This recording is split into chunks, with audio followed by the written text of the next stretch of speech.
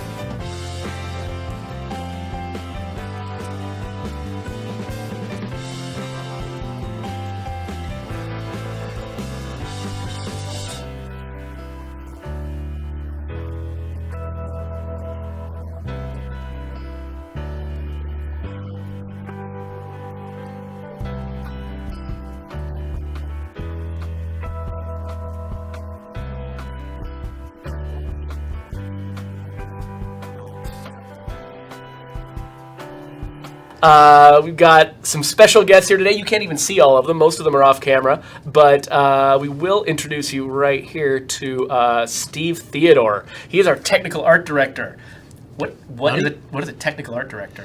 So instead of deciding what's pretty and what's not pretty, I decide like what's affordable and what's not affordable in the game. Like, can we, can we have that many trees, or how are we going to figure out how to make the cars do this thing? That kind of stuff.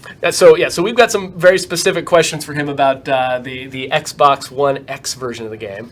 I'd like to let's be real here. He stands around behind people's desks and starts using terms that none of us understand. It's all technical, and he makes himself sound really smart. That's what you do. Well, he successfully makes himself sound really smart. That's why we've got him on here today. I bamboozled these people, so now I can do it to all of you. That's right. But before we get to Steve, there's a few important subjects that we wanted to bring up, and I've actually I have them set up all wrong. Hold on a second. That's gone. Okay. Anyway. So we've gotten a lot of questions since the game was announced about some pretty, hot button topics, and one of them is microtransactions. And so we've had a lot of people asking, is this game going to have microtransactions, especially when they saw our very low price point at $30. They're like, oh, I know what they're planning to do. They're going to make us buy, I don't know, currency or energy or something like that. And so the company released a statement about that. And so I got to find a spot on the screen where there's nothing important so I can put this statement up. And okay, so State of Decay will not offer or require microtransactions in the traditional manner of loot boxes, in-game currency, or time gates. Instead, will provide ongoing DLC content ranging in scale from content packs like the Independence Day pack that's coming out soon after release, and all the way up to full game modes like the Daybreak expansion that we've announced and told you absolutely nothing about. And so that's really important to us for people to understand because, we want them to know that, we're not going to be going for any of those like Skinner box style, buy this again and again and again and again type mechanics. That's not the way that State of Decay rolls. Now we are going to keep trying to expand and support the game over time.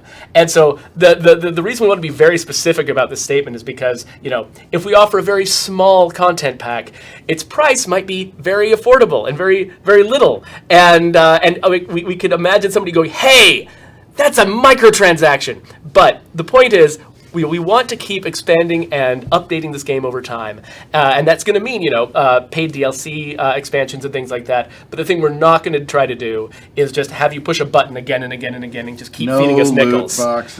No loot boxes, none of that stuff. So that is our first big statement of the day.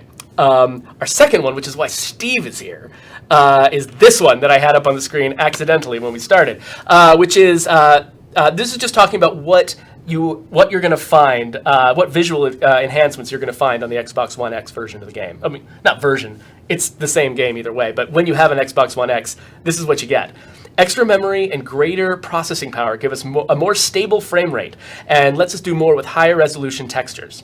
When you're in the game, you immediately see the difference. Denser foliage, detailed shadows, depth of light from farther distances, and more detailed character models.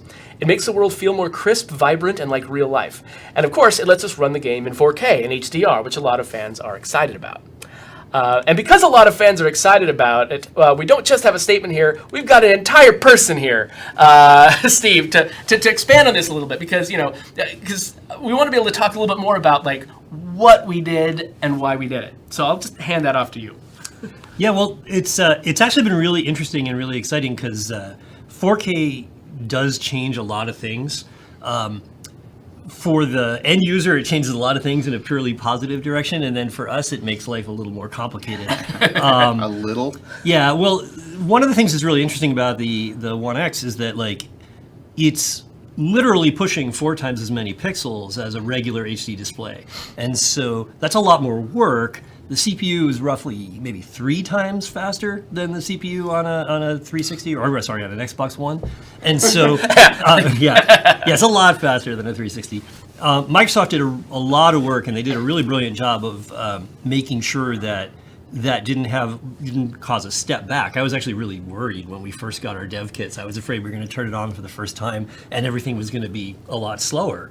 But they did a brilliant job of making sure that we were already at parity pretty much right out of the box. But then we started looking at the profiling and sort of stepping through and seeing how decisions we'd made for the original Xbox had to be revisited in order to give people the right kind of experience on the One X.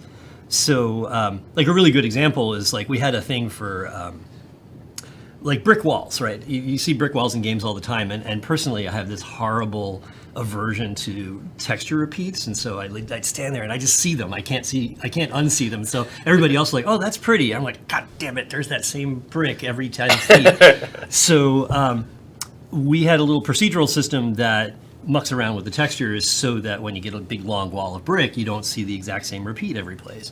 And that worked great on the original Xbox. And then we discovered as you're walking around in the world for the One X, like you would walk past a brick building and the frame rate would go